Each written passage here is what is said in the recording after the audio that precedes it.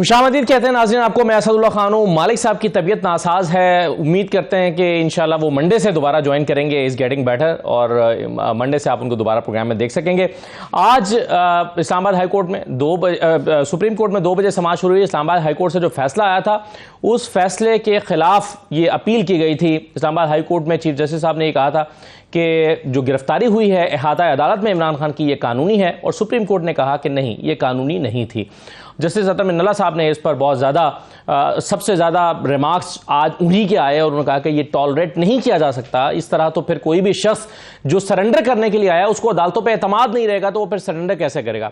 इमरान खान साहब को इस हद तक रिलीफ ज़रूर मिल गया है कि वो कल अदालत में पेश हों, बेल अप्लाई करें। अगर उनको बेल मिल जाए तो ठीक, ना मिले तो फिर उनको गिरफ्तार किया जा सकता है। लेकिन बेल के लिए आने वाले शख्स से कि जब डायरी नंबर लग गया हो, आज पर बहुत बात हुई अदालत में कि जी डायरी नंबर लग चुका था, इसका मतलब यह है कि उस पर समाअत होने जा रही थी अदालत में और वो बेल के लिए आए थे और उससे पहले ही उनको और कहा गया कि वो सिस्टम में एंटर हो गए थे। जब कोई शख्स सिस्टम में एंटर हो जाए तो उसको जो है वो जस्टिस डिनाई नहीं किया जा सकता। इस सूरत हाल पर बात करेंगे। इस फैसले पर तनकीद भी हो रही है PMLN की तरफ से, खासतौर पर मरियम साहबा ने ट्वीट्स भी की हैं, ख्वाजा आसिफ ने भी प्रेस कॉन्फ्रेंस भी की है। आमिर मतीन साहब हमारे साथ मौजूद हैं इस्लामाबाद स्टूडियोज़ में। आमिर साहब बहुत शुक्रिया, खुशामदीद। हसन रजा पाशा साहब भी हमारे साथ मौजूद हैं, chairman executive committee Pakistan bar council. Munib Farooq साहब हमारे साथ मौजूद हैं, सीनियर जर्नलिस्ट हैं, एंकर पर्सन हैं और वकील भी हैं। मारिया मेमन साहबा हमारे साथ मौजूद हैं, सीनियर एनालिस्ट हैं। तमाम मेहमानों को खुशामदीद। मुनीब साहब, सबसे पहले मैं आपके सामने रख देता हूं, फिर मैं पाशा साहब के पास आता हूं। कितना बड़ा रिलीफ है इमरान खान के लिए और आप क्या समझते हैं कि क्योंकि इमरान खान को बहरहाल जाना कल अदालत ही के पास है, इस्लामाबाद हाई कोर्ट में सुबह 11 बजे जाना है और वहां जाकर बेल अप्लाई करनी है और अगर उनको बेल नहीं मिलती तो दोबारा गिरफ्तारी हो जाएगी। ये बहुत बड़ा रिलीफ है इमरान खान के लिए आपके ख्याल में? बहुत शुक्रिया। देखिए, जो जिस तरीके से इमरान खान साहब की गिरफ्तारी की गई थी उस पर तो उस दिन भी एतराज़ात किए गए थे और मेरे ख्याल में वो एतराज़ात दुरुस्त भी थे। उसमें आपको एक हाई हैंडेडनेस भी नजर आई कि इमरान खान साहब की जिस तरह से गिरफ्तारी अमल में लाएगी। दूसरी बात यह है कि अभी ये it's a matter of record, ये कम से कम मेरे इल्म में तो नहीं है कि इमरान खान साहब को कितने कॉल अप नोटिस मिले, कितनों का उन्होंने जवाब दिया, नैब ने उन्हें कितनी दफा बुलाया उनको या उनकी अहलिया को, वो गए नहीं गए, उन्होंने जवाब दिया, क्या हुआ, इसका इदराक हमारे पास तो कम से कम मेरे पास तो नहीं है। जो एक जवाब मिला है वो यही कि एक नोटिस आया था, उसका शायद जवाब दे दिया गया था। जो कानून के अंदर भी लिखा गया है सेक्शन 24 के अंदर, वो तो ये है कि अगर रिपीटेड नोटिसेस हों और फिर भी कोई अगर इंटेंशनली या विलफुली ज्वाइन ना करे इन्वेस्टिगेशंस को तो गिरफ्तारी का इस्तेकाक मौजूद है, हक मौजूद है और चेयरमैन नैब ऑर्डर इशू कर सकते हैं, वारंट इशू कर सकते हैं। जो उस दिन हुआ और जिस तरीके से फिर ये बिल्कुल सही कहा आपने, अदालत में उस गिरफ्तारी को कानूनी करा। जी जी जी जी जी, जी, तो अब उसमें गुजारिश ये है कि आज जो इस्लामाबाद आज जो सुप्रीम कोर्ट के अंदर समाअत हुई, देखिए अगर वो कानून के बिल्कुल पैराए के अंदर देखा जाए तो फिर तो टेक्निकली यही बात है, ठीक है कि आपने इमरान खान साहब को की गिरफ्तारी को कलअदम करार दिया या गलत करार दिया। नेचुरल बात है जब उससे गिरफ्तारी गलत हो गई तो फिर जो बाकी सारे मामला थे उसके बाद वो भी फ्रॉम द आउटसेट हर चीज ही खत्म हो जाती है, रिमांड भी खत्म हो गया, सब कुछ खत्म हो गया। लेकिन जो अनयूजुअल चीज है इसके अंदर वो अदालती तहवील है जिसमें इमरान खान साहब को रखा गया है एक गेस्ट हाउस के अंदर। वो इसलिए रखा गया है कि इमरान खान साहब को किसी और मुकदमे के अंदर गिरफ्तार ना किया जा सके। देखिए, बेल होती है या बेल नहीं होती, या आप गिरफ्तार होते हैं या आप नहीं होते, या आप रिहा होते हैं या आप नहीं होते।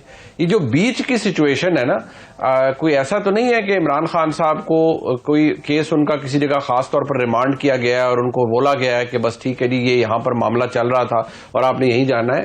ये तो मामला नैब के नोटिस से शुरू हुआ, फिर ये वारंट पर गया। इमरान खान साहब के वकला ये कह रहे हैं, जिस तरह आपने अपने इब्तिदाइये में कहा कि वो सिस्टम के अंडर एंटर हो गए थे और शायद प्रोटेक्टिव बेल या प्री अरेस्ट बेल मूव करने जा रहे थे, चलें ठीक है, लेकिन वो वहां पर फिर दोबारा जाएंगे और अदालत के अंदर पेश हो जाएंगे जैसे पहले उनका स्टेटस था। लेकिन जो अब हुआ है वो बहुत इंपॉर्टेंट है, वो बहुत सिग्निफिकेंट है कि इमरान खान साहब को बाकायदा तौर पर एक प्रोटेक्शन हासिल है इस वक्त कि रियासत उन्हें किसी और मुकदमे के अंदर इस वक्त गिरफ्तार नहीं कर सकती।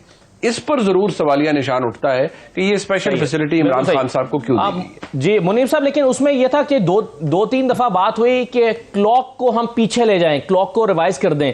अब क्लॉक के पीछे जाने की इंटरप्रिटेशन सब यही कह रहे थे कमरा अदालत में कि इसका मतलब यह है कि आप उसी वक्त में वापस चले जाएंगे जिस वक्त वो कमरा अदालत के अंदर मौजूद थे, डायरी रूम में मौजूद थे और वो बेल के लिए आए हुए थे। तो ऑब्वियसली उस वक्त जो उनका स्टेटस था, उस वक्त उनकी किसी चीज में अगर गिरफ्तारी नहीं थी, तो वो अगर आज इमरान खान को रिहा भी कर देते और बनी गाला जाने की इजाजत भी दे देते तो शायद अदालत फिर भी यही कहती कि जी कल सुबह तक इनको गिरफ्तार नहीं किया जा सकता। एनीहाउ जो एक चीज आपने की है मैं पाशा साहब के सामने रख देता हूं। नोटिस की बात हुई पाशा साहब कि नोटिस जो है वो कितने जारी हुए, तो इस पर जब इंक्वायर किया गया चीफ जस्टिस साहब और बाकी जजेस की जानिब से तो बताया गया कि एक नोटिस उनको जारी किया गया और उस पर फिर राजा आमिर अब्बास साहब ने पढ़ के सुनाया कि जी रिपीटेड ऑर्डर्स आने चाहिए थे और फिर वो इंक्वायरी इन्वेस्टिगेशन में कन्वर्ट हो सकती है, उसके अलावा नहीं हो सकती थी। तो ये सवाल तो एक आपको मुनासिब नहीं लगता? रिपीटेड नोटिस की बात बिल्कुल है, लेकिन वो तब कंसिडर होगी अगर पहला नोटिस या एक नोटिस वो आया और वो रिसीव नहीं हुआ, तो फिर कंसिडर की जाएगी कि फिर दोबारा नोटिस दें।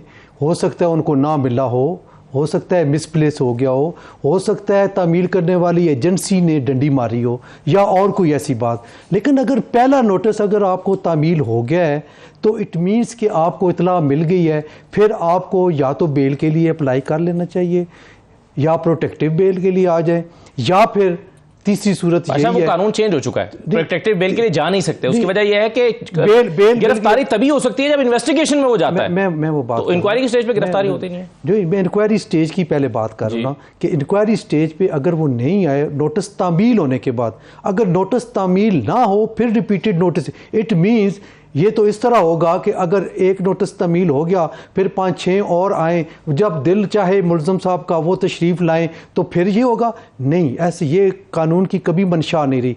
अगर आपने नोटिस तामील कर लिया है तो फिर आपको जाना चाहिए, और अगर आपने नोटिस तामील नहीं किया फिर ड्यू टू नॉन अवेलेबिलिटी या जो पहले मैंने सूरतें बताई हैं तो फिर आपको ये है हासिल कि आप रिपीटेड नोटिस वाला जो प्रोविजन है या वो उसको आप इंजॉय कर सकते हैं।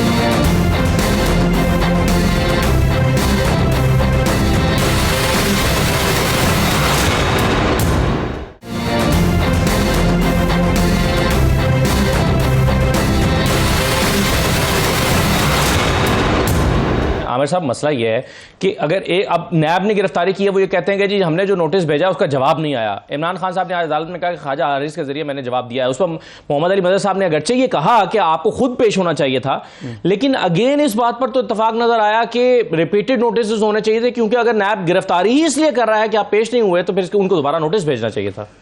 ये दो वकला यहाँ पे बैठे हुए हैं, मनी हमारे कुलीग भी हैं और वकील भी हैं, पर जो मेरी अंडरस्टैंडिंग थी कि इनको वो जो नोटिस था वो इंक्वायरी वाला था जी, उसकी कन्वर्जन इनटू इन्वेस्टिगेशन का नोटिस नहीं था उनका। पीटीआई का कल वो यही कह रहे थे, वो हमें ये नहीं पता था, हमें सिर्फ अखबार में पता चला कि ये खबर छपी थी कि इन्वेस्टिगेशन में कन्वर्ट कर दिया गया है। तो वो जो पाजी साहब फरमा रहे हैं वो इंक्वायरी का नोटिस किया है, वो उन्होंने ये नहीं कहा कि हमने वो वाला, वो कहते हैं हमें इन्वेस्टिगेशन का नोटिस नहीं मिला। पता नहीं सही है या गलत है। कहते हैं 28 अप्रैल को इन्वेस्टिगेशन में कन्वर्ट किया गया मगर हमें नहीं बताया गया। ये पीटीआई का यही कहना था कि गलत सही है मुझे नहीं पता, पर उनका ये कहना था कि हमें ये पता ही नहीं, अखबार के अंदर एक खबर छपी थी तो उससे हमें पता लगा, मगर हम इंतज़ार कर रहे थे कि हमें ऑफिशियली बताया जाएगा कि आपकी जो इंक्वायरी है वो इन्वेस्टिगेशन तफ्तीश के अंदर जो है ना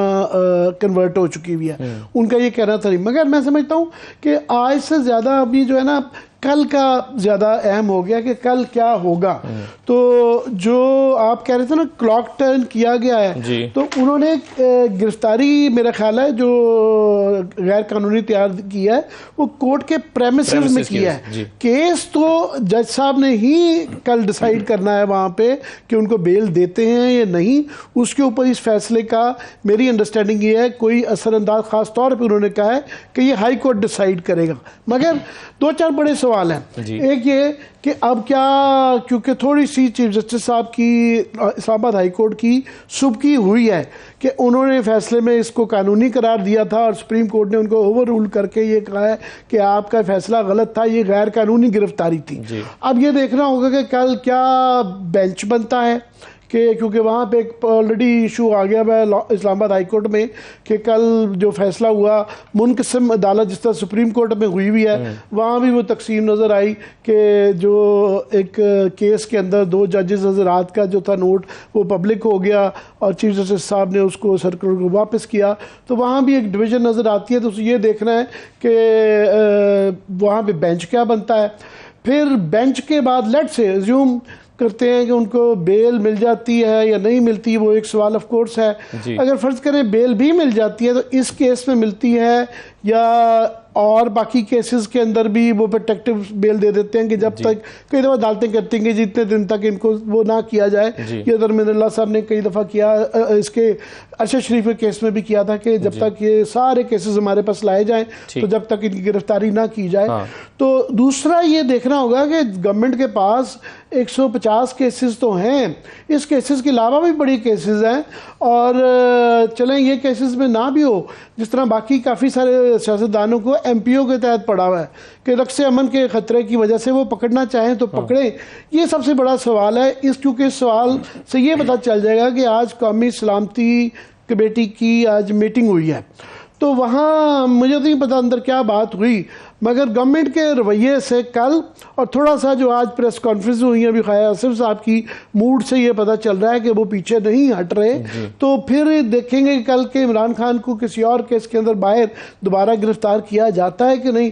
फिर उसके बाद ऑफकोर्स फिर एक और चेन ऑफ क्वेश्चन शुरू हो जाती है कि सड़कों पर क्या उसका रुझान होता है, मज़ीद कितनी गिरफ्तारियाँ होती हैं, बाकी लीडरों के साथ क्या किया जाता है, इमरान खान को फिर जो गिरफ्तारी के बाद क्या सलूक किया जाता है। सो अभी काफी बेयकीनी की कैफियत में टू सम अप ये कहूंगा कि अभी जारी है। बिल्कुल सही है। मारिया 15-20 मिनट के लिए इमरान खान तकरीबन रोस्टम पर रहे और इस दौरान जो सबसे बड़ा मौजू था, तीनों जजेस साहिबान की तरफ से बारी बारी इमरान खान से ये कहा जाता रहा कि जी आपके कारकुनों ने इश्तियाल जो है वो उसका शिकार हो गए, उन्होंने तोड़ फोड़ की, अफरा तफरी फैलाई और आपको उन्हें रोकना चाहिए था।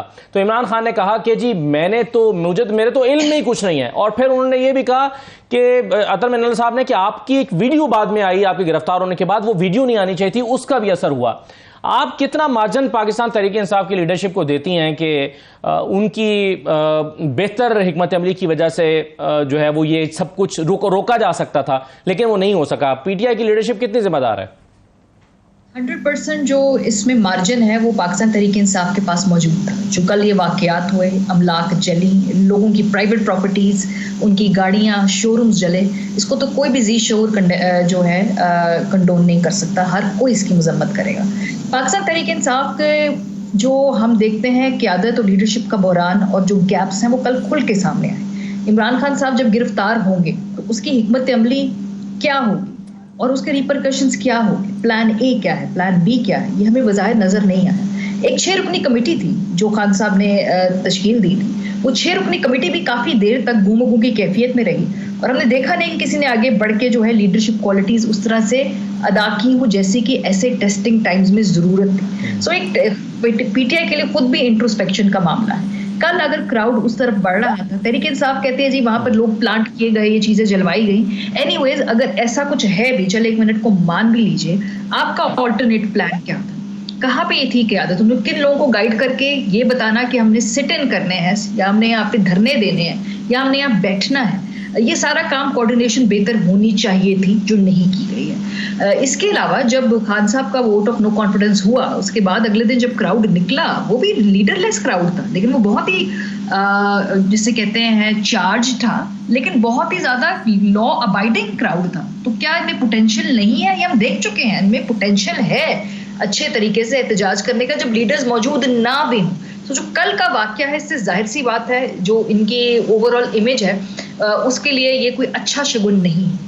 और पाकिस्तान तहरीक-ए-इंसाफ को इंट्रोस्पेक्शन करनी हो, क्योंकि एक बड़ी थिन लाइन है जहाँ पे आप तकरीब और आप जो है एहतजाज के बीच में एक छोटा सा एलिमेंट भी इसको किसी तरफ भी पलट सकता है। सो ये इनके लिए बहुत बड़ी सोल सर्चिंग का काम होगा। दूसरी बात, कल मैं हैरान हूँ पंजाब के अंदर ये क्राउड उधर तक पहुँचने में कामयाब कैसे हुआ। कोर कमांडर हाउस, मैं लाहौर की रिहायशी हूँ, चप्पे चप्पे के से हम लोग वाकिफ हैं, हमें मालूम है कि कहाँ चिड़िया पर नहीं मार सकती और जहाँ जिसका मुंह चाहे उठाकर वो चला जाए। कल जिस तरीके से निगरान हुकूमत की जेरे जो निगरानी ही कहूंगी मैं, जो पंजाब पुलिस का किरदार है ये बड़ा मशकूक है। एसपी कैंट जो थे और वो कहाँ थे, और ये हमें जरूर पूछना चाहिए कि जब जमान पार्क के अंदर 16 घंटे यही पुलिस मुजाहिरीन के साथ मुकाबला कर सकती है, तो फिर क्या ये मुजाहिरीन इतनी आसानी से उधर तक पहुंच गए? इसके ऊपर कोई इंक्वायरी कॉल नहीं होनी चाहिए? ये कहना चाहिए कि नहीं हमें अपने शहरियों के सामने खड़े नहीं होने, दिस इज बुलशिट। क्योंकि उसके बाद हमने कल देखा लिबर्टी के ऊपर खवातीन को डंडे नहीं मारे, सरों से नहीं पकड़ा, और वो जो खवातीन लिबर्टी के ऊपर एहतजाज करने आती हैं वो बड़ी खास मखसूस तरीके की पॉलिटिकल लीडरशिप और पॉलिटिकल डिस्कोर्स के साथ बड़ी पुरअमन तरीके से एहतजाज करने वाली खवातीन आती हैं। आपने उनको मारा है, वहां कोई फीमेल पुलिस नहीं थी। तो ये मत कीजिए कि हम शहरियों के ऊपर हाथ नहीं उठाना चाहते थे।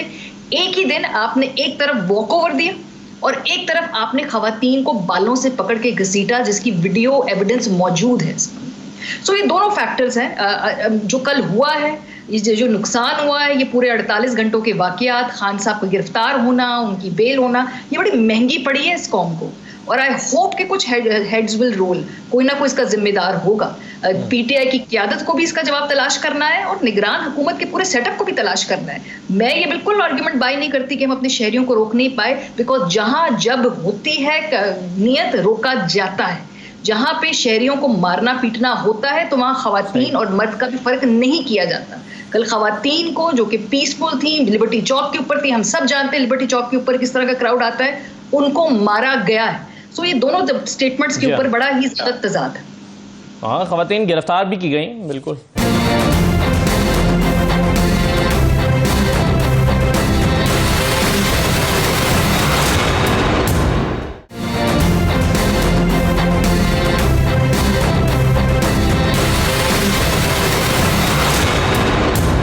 मुनीब फारूक साहब, अब मामला यह है कि पाकिस्तान तहरीक इंसाफ के वकील जो हैं वो इमरान खान साहब को कमरा अदालत ही में ये यकीन दहानी करा रहे थे और उन्हें बता रहे थे कि कल जब हम अदालत के सामने जाएंगे तो हम वो तमाम केसेस जो नोन हैं, जो हम जानते हैं, उसमें हम बेल हासिल कर लेंगे हर एक केस में।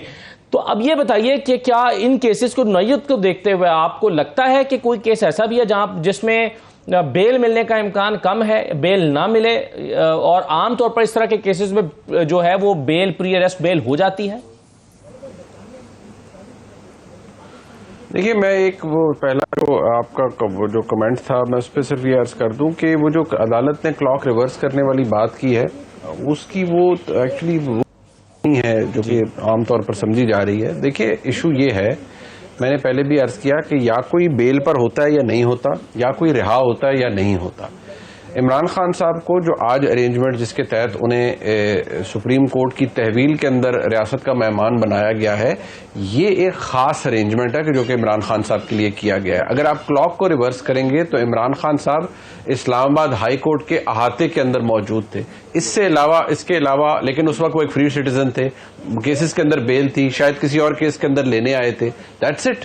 सिर्फ ये कि वो प्रेमिसेस क्लॉक रिवर्स करना है तो क्या इमरान खान साहब को आप उस कुर्सी पे जाके बिठा देंगे जहां पर वो बैठे हुए थे इस्लामाबाद हाई कोर्ट में? क्लॉक तो ये रिवर्स होता है ना जी कि जहां उनका स्टेटस जो था, he was a free man, he had sought bail, he had bails and he was seeking another bail, और वो अपने घर से वो बेल कराने के लिए आए या किसी अदालत के अंदर इस्लामाबाद हाई कोर्ट के अंदर बेल एक्सटेंशन के लिए आए। ये स्टेटस नहीं है उनका कि वो किसी हिफाजती तहवील में थे और वापसी उन्हें हिफाजती तहवील में रखा गया है। ये जो अरेंजमेंट उनके लिए किया गया है, ये इसलिए नहीं किया गया कि वो इस्लामाबाद हाई कोर्ट में उस कमरे में दोबारा पहुंच जाए आराम से। ये इसलिए है कि उनको रियासत मुकदमे में जब तक वो इस्लामाबाद हाई कोर्ट तशरीफ नहीं ले जाते, गिरफ्तार ना करे। मेरा मकसद और इसकी तस्दीक करने का या इसका बताने का सिर्फ इतना था। रहेगी बात दूसरे मामलात की और जो दूसरे केसेस हैं, देखिए इमरान खान साहब के ऊपर मुतअद्दिद केसेस हैं जो दहशतगर्दी और वो सेडेशन टाइप के फजूल केसेस हैं, उनको तो मैं इतनी अहमियत देता नहीं हूं। वो तो पॉलिटिकली ज्यादा मोटिवेटेड होते हैं और उनके अंदर सब्सटेंस वैसे ही नहीं होता। दहशतगर्दी तो वैसे भी एक और चीज है। लेकिन मैं ये जरूर कहूंगा कि जो मामलात पिछले 2 दिन के अंदर हुए हैं, उसके अंदर कम से कम जिन लोगों का डायरेक्ट हाथ है या इनडायरेक्ट हाथ है, उनको एब्जॉल्व नहीं किया जा सकता ऑफ ऑल द रिस्पॉन्सिबिलिटी। ना ही ये कहा जा सकता है कि नहीं वो तो चार्ज क्राउड था, प्रोवोकेटिव क्राउड था तो खुद ही हर चीज होगी, ऐसा नहीं होता। और ये किसी भी तरह से ऐसे इसके शवाहिद नहीं मिलते ये कि ये कोई लीडरलेस क्राउड था। हाँ, ये सवाल जैसे मारिया बेमन साहबा फरमा रही थी, ये सवाल मेरा भी है कि जहां रियासत में किसी की गत बनानी होती है तो वो तो 2 मिनट में बना देती है, लेकिन जहां कुछ होने दिया जाता है तो वहां पर होने दिया जाता है। ये सवाल मेरा भी है वैसियत एक पाकिस्तानी। लेकिन इमरान खान साहब को अब जब दोबारा वो अदालत में जाएंगे और इस्लामाबाद हाईकोर्ट के सामने पेश होंगे, वो इस मुकदमे के अंदर भी, क्योंकि वारंट अभी तक मौजूद है, वारंट के ऊपर कोई फैसला नहीं हुआ, वारंट एग्जिस्ट करता है। अदालत ने तो अब ये डिटरमिन करना है ना जी कि वारंट लॉफुल है या नहीं है। अब जो इमरान खान साहब के वकला पहले दिन कह रहे थे, मेरा भी सवाल था, मैं एक नोटिस है तो ये हाई हैंडेडनेस है, फिर तो नैब के हवाले से, उसके कंडक्ट के हवाले से पहले भी मेरे शुकूक व शुबात थे, मुझे अब भी हैं, और उसकी इंडिपेंडेंस के ऊपर भी पहले भी बहुत रिजर्वेशंस थे, वो रिजर्वेशंस मेरे आज भी हैं। सही है। एक सवाल पाशा साहब अतर मिनल्ला साहब ने उठाया, उन्होंने नैब से ये पूछा, उन्होंने कहा कि जी आपने किसको ख़त लिखा इन वारंट को एग्जीक्यूट करवाने के लिए? तो जवाब दिया नैब ने कि जी हमने वफाकी हुकूमत को, इंटीरियर मिनिस्ट्री को लिखा। तो उन्होंने कहा कि अगर इमरान खान लाहौर में रह रहे हैं, लाहौर के रिहायशी हैं, तो फिर आपने जो पंजाब की निगरान हुकूमत है उनको क्यों नहीं ये वारंट एग्जीक्यूशन के लिए खत लिखा, आपने इनको क्यों लिखा? तो इसका मतलब है कि आपने पहले से ये प्लान बना रखा था कि इमरान खान जब इस्लामाबाद आएंगे तो उनको कमरा अदालत से गिरफ्तार किया जाएगा। तो आप इसमें क्या इसको देखते हैं, ये वारंट पंजाब हुकूमत के थ्रू एग्जीक्यूट नहीं होना चाहिए था, उनको लिखना चाहिए था? देखिए, पहले भी 2 वारंट्स जारी हुए, बल्कि हमने देखा कि कम से कम हमारे तजर्बे में पहली दफ़ा आया कि एक DIG लेवल का ऑफिसर उस वारंट की एग्जीक्यूशन के लिए इस्लामाबाद से लाहौर गया और फिर 18-19 घंटे जो कुछ वहाँ तमाशा होता रहा वो आपने और सब ने, पूरी कौम ने देखा जी। तो ये यकीनन उनको पता था कि उन्होंने आना है, जो लग रहा है, और वो आए भी। तो ये कोई इतनी कोई अनयूजुअल बात नहीं है। और जो उन्होंने किया वो बहरहाल कोर्ट से बाहर अगर करते तो वो ज़्यादा बेहतर था। हमने बारहा ये कहा कि जिस तरीके से हाई कोर्ट के प्रेमिसेस के अंदर से उनको अरेस्ट किया गया वो कोई मुनासिब नहीं है। मुनासिब नहीं है, ये गैर कानूनी है। वो तो अब गैर कानूनी हो गया ना जी, लेकिन नहीं करना चाहिए था इस तरह। दरवाजे पे कर लेते, बाहर निकलते हुए कर लेते, जो भी था। लेकिन एक चीज़ जो बड़ी इंपॉर्टेंट है वो ये है कि जब भी देखिए आला तरीन अदलिया ने एक फ़ैसला दिया और जिस तरीके से extra ordinary relief Imran Khan साहब को मिला, मैं इसको एक्स्ट्रा ऑर्डिनरी इसलिए कहता हूँ कि इससे पहले किसी आम आदमी को इस तरह रिलीफ नहीं दिया गया। और ये ज़रूर गुजारिश करूँगा कि इसको अप्रूव्ड फॉर रिपोर्टिंग होना चाहिए और आने वाले सालों में आम बंदे को ये हक़ ज़रूर मिलना चाहिए। अगर ये आइंदा आने वाले सालों में या दिनों में किसी आम आदमी को ये रिलीफ नहीं मिलेगा तो ये बहुत ज़्यादती होगी और फिर हम सब और बाकी तमाम लोग ये समझने में हक़ बजानब होंगे कि जब भी कोई एक्स्ट्रा ऑर्डिनरी रिलीफ मिलता है या वो इमरान खान को मिलता है या शरीफ फैमिली को मिलता है तो कम अज़ कम ये तासर अब ज़ायल होना चाहिए। ठीक है। ये और फिर अगर एक इस्लामाबाद हाईकोर्ट एक फैसला देती है और उस फैसले के खिलाफ अपील हो जाती है सुप्रीम कोर्ट में और सुप्रीम कोर्ट उस फैसले को जो है वो कलअदम कर देती है या उसके खिलाफ फैसला दे देती है, जैसा आज हुआ इस्लामाबाद हाईकोर्ट के फैसले के खिलाफ, तो इसमें आप कौन सा एक्स्ट्रा ऑर्डिनरी का पहलू देख रहे हैं? एक्स्ट्रा ऑर्डिनरी देखिए, जिस तरह उनको तलब किया गया, जिस तरह उनको वेलकम किया गया, जिस तरह जजेस गेट से उनको दाखिल किया गया, ये दिस इज़ अनप्रेसिडेंटेड।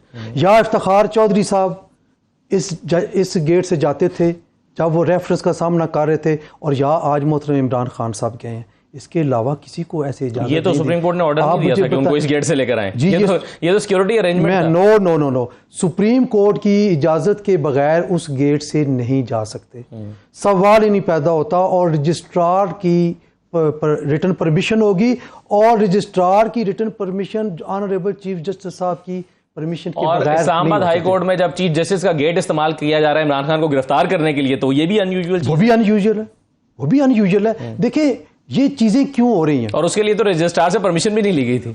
हो सकता है ली गई हो, आज अदालत में ये डिस्कस हुआ। लेकिन जो भी अनयूजुअल हो रहा है और ये अनप्रेसिडेंटेड चीजें हो रही हैं, ये सिर्फ और सिर्फ बड़े नाम के लिए हो रही है। सही है। मैं ये कहता हूँ किसी मोहम्मद खान, किसी जीशान, किसी जावेद, मरियम ने इस पर एक ट्वीट भी की हुई है। मैं आमिर साहब का इस पर एनालिसिस लेता हूँ, एक छोटा सा ब्रेक ले लेते हैं, ब्रेक के बाद वापस आ रहे हैं।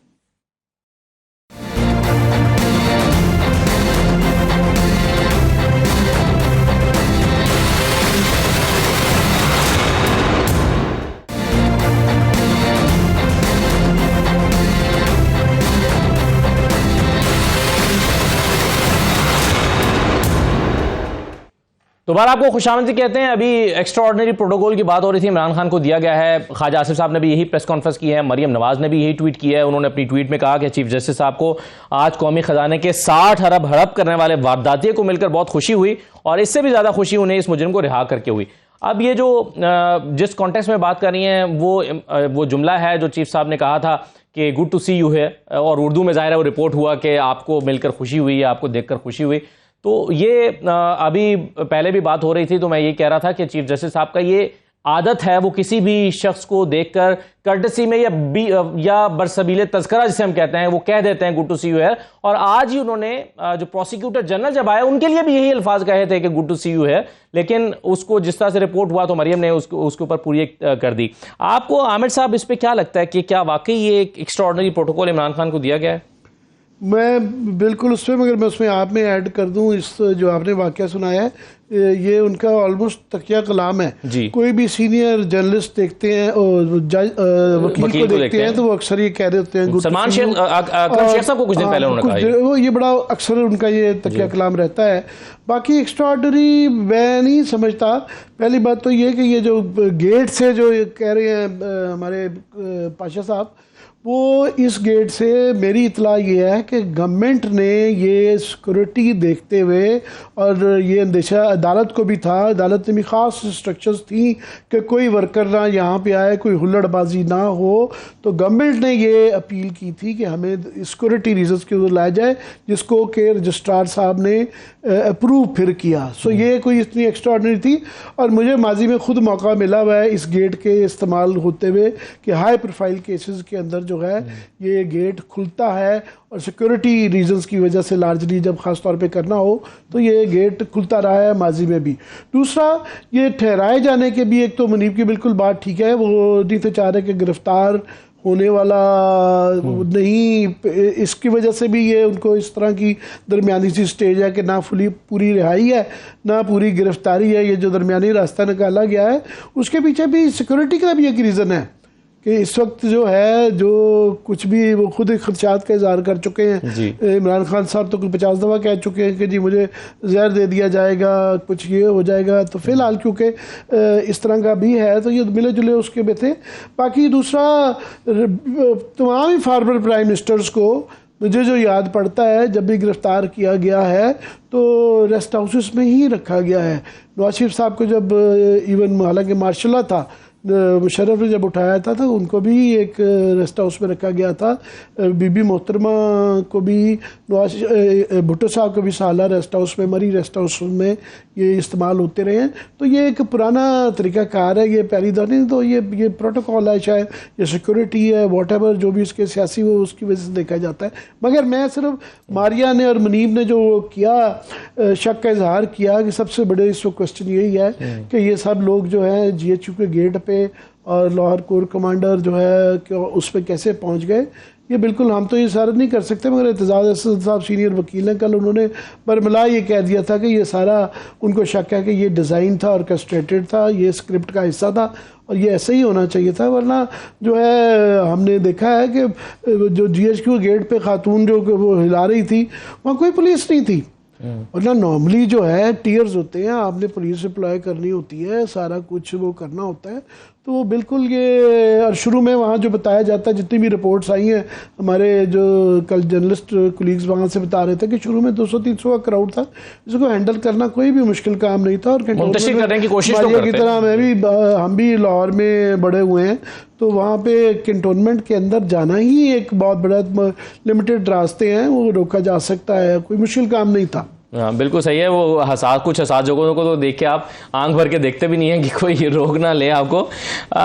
बिल्कुल सही है। एक पॉइंट जो अभी बात हो रही थी ना गेस्ट हाउस में रखने वाली, मुनीब साहब भी कह रहे थे, इस पर मैं सिर्फ ये ऐड कर दूं कि इमरान खान ने बहुत इंसिस्ट किया कि मुझे घर जाने दें और मुझे यहाँ पर ना रखें, तो बल्कि चीफ जस्टिस ने कहा कि आप हमारी कस्टडी में हैं। तो इमरान खान ने उस पर कहा कि आपकी कस्टडी की बरकत आ जाएगी, आप मुझे घर जाने दें तो वहां पे भी मैं सेफ रहूंगा, सिक्योर रहूंगा, और वहां सिक्योर एनवायरनमेंट है, कोई मसला नहीं है। तो इमरान खान की तो पूरी कोशिश थी कि मुझे यहां पर रखा जाए। बाद में भी अपने वकला से कहते यार ये गेस्ट हाउस में क्यों ठहरा रहे हैं, तो वो तो घर जाना चाहते थे।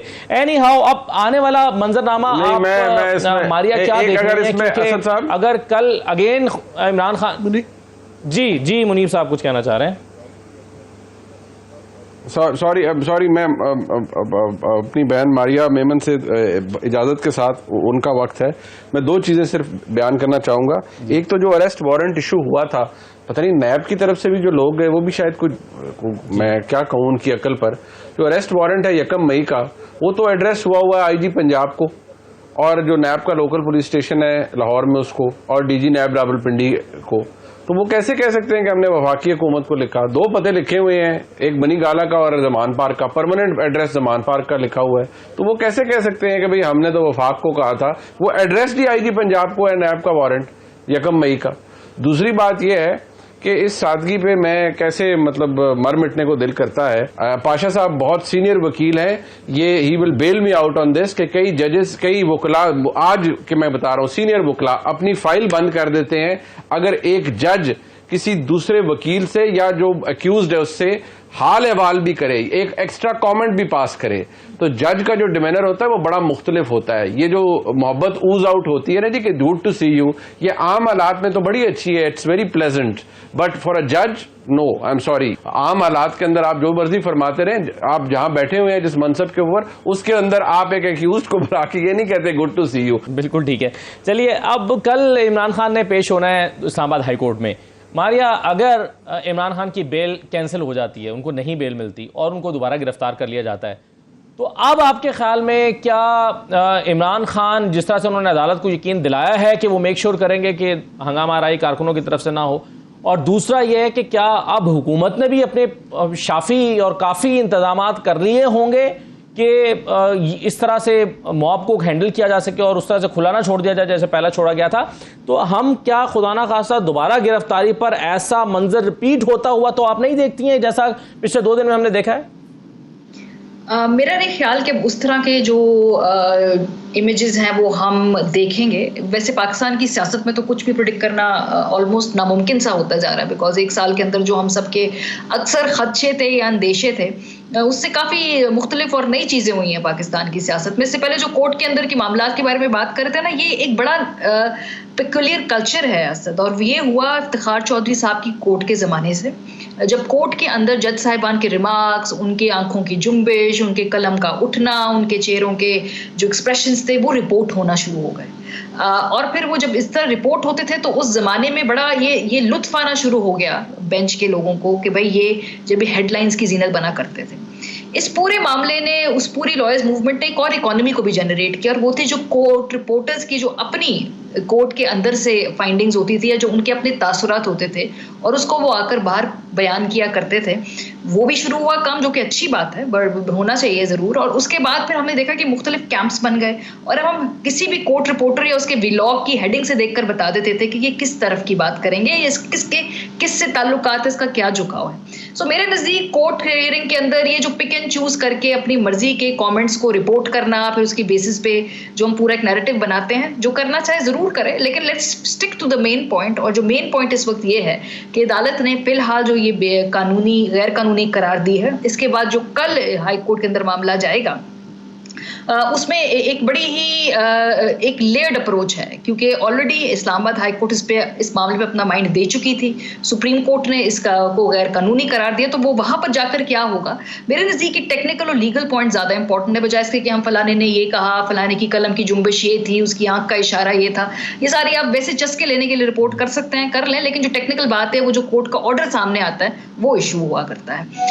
आगे बढ़ के अगर मैं कहूँ कि कल के बाद क्या होगा, देखिए सारी पीटीआई की फर्स्ट ईयर जो लीडरशिप है वो तो जेल के अंदर है, और बड़े शेमलेसली हम देख रहे हैं कि इस वक्त अपने सियासी मुखालिफिन को पीडीएम गवर्नमेंट ने गिरफ्तार किया हुआ है। और अगर हम ये कहें कि नहीं जी बड़े मेरिट पे केस बने हुए हैं और ये बिल्कुल जो है उनकी कारस्तानियों के बायस वो जेल के पीछे, नहीं, ऐसा नहीं है। मैं सिर्फ ये चाहती हूँ कि अब ये जो प्रेस कॉन्फ्रेंसेस में आकर कहते हैं कि फलाने केस की ये टेक्निकलिटीज है, इसमें पीछे ये कानूनी नुक्ता है, तो छोड़ दीजिए, साफ साफ आके कहिए कि जब हम ऑपोजिशन में थे तो इमरान खान साहब की हुकूमत ने इदारों को, इस्टेब्लिशमेंट को इस्तेमाल करके हमें कुचला, हमसे बदले लिए, और चूंकि अब हम हुकूमत में हैं तो हम भी वही रूट इस्तेमाल करके मौजूदा सेटअप के साथ मिलकर इदारों को इस्तेमाल करके उनसे बदले लेना चाहते हैं। ऑन रिकॉर्ड मरियम बीबी कह चुकी हैं कि वही कुछ होना चाहिए जो नवाज शरीफ साहब के साथ हुआ है, तो फिर कहिए कि ये उसी की कड़ी है। पहले मरले में हम गिरफ्तार करेंगे, दूसरे मरले में उनको नाअहल करेंगे, तीसरे मरले में उनसे पार्टी के या कोई और जो है वो नामजद होगा चेयरमैन या जो भी उसका सरबराह, और फिर इलेक्शन हो जाएगा। ये हमें ये टेक्निकलिटीज कानूनी डिकोसले तो पता नहीं फलाने के 60 अरब 70 अरब, भाई अरबों की गेम जिसके जो ओपन एंड शट केस हमें शिवाशी साहब के बारे में बताया करते थे यही लोग बुलाकर, मुझे तो कभी फाइल्स नहीं दिखाई, लेकिन जिनको दिखाई हैं आज वो भुगत रहे हो सबके सरात भी कि ये तो ओपन एंड शट केस है। तो ये ओपन एंड शट केस की दोबारा जो मैं टर्म सुन रही हूँ ना, ये हमें मत बताएं, हमने माजी से बड़ा कुछ सीख लिया। ओपन एंड शट केस से वजारत उस्मा की कुर्सी में इस मुल्क में कैसे पहुंचा जाता है ये अब सबने देखा है, जागती आंखों से देखा। सो इमरान खान साहब के जो ये ओपन एंड शट केस हैं, अगर इनको पॉलिटिकल इस्तेमाल करके उनसे कोई लेवरेज हासिल करके पॉलिटिकल डील ना कट की गई तो मेरा ख्याल है हम सबको इतने साफी तो हैं कि हमें मालूम है कि ये नविश्ता दीवार है कि इससे यही होगा। सो ये कहना, अब आप लोग भी कानून आइन की बात करें, वेरी गुड। नवाज शरीफ साहब के दौर में भी जब उनको पनामा के में बुला के अकावा में नाअहल किया, ये टेक्निकलिटीज में भी कानूनी बात किया करते थे, लेकिन जिन्होंने गुंजाइश ढूंढनी होती है मंजर आम से हटाने की, सियासी तौर पर कॉर्डन ऑफ करने की, वो ढूंढ लिया करते हैं। और अभी भी वो गुंजाइश इमरान खान साहब को साइडलाइन करके -1 पीटीआई बनाने की गुंजाइश ढूंढी जा रही है, और ये जो सब कुछ हो रहा है ये उसी की कड़ी है। 14 तारीख को इलेक्शन होना था जी, आज क्या तारीख है 11, हम क्या बात कर रहे हैं?